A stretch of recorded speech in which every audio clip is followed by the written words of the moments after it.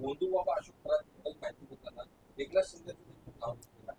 त्यांचे देखील गोंधूबाबा हे बघा, आज आम्ही राजकीय जीवनामध्ये वावरत असताना अनेक लोकांचा संपर्क आम्हाला येतो.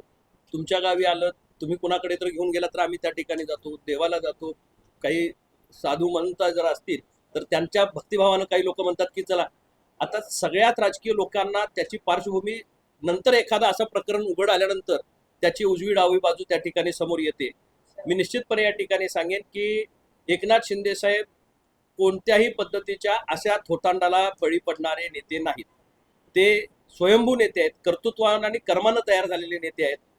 दालमियाताईंचा का नेमका तसा हे होतोय याचाही त्याने या ठिकाणी विचार करायला हवा. एकनाथ शिंदे साहेब अतिशय निष्कलंकपणे आजपर्यंत राजकीय त्यांचं सामाजिक जीवन त्या ठिकाणी जगतायत. निश्चितच काही लोक त्याला गालबोट लावण्याचा प्रयत्न करतायत. मी आपल्या माध्यमातून या ठिकाणी सांगू इच्छितो, आपण कुठल्याही पद्धतीचे असे वेग आरोप करू नयेत. आमच्या नेतृत्वाला बदनाम करण्याचा काही लोक या ठिकाणी कट करत असतील तर शिवसेना ऐकून कुठंपर्यंत घेते हे आपण आतापर्यंत बघितलंय. पण नेत्याला विनाकारण कुठल्या तरी विषयामध्ये ओढण्याचा प्रयत्न करत असाल तर निश्चितपणे शिवसेना याला जशास तशी उत्तर देईल.